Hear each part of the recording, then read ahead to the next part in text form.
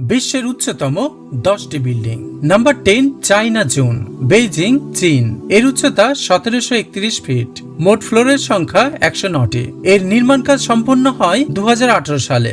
Number 9, Tianjin CTF finance centre, Tianjin, China. এর উচ্চতা 1739 fit. মোট ফ্লোরের সংখ্যা 97টি।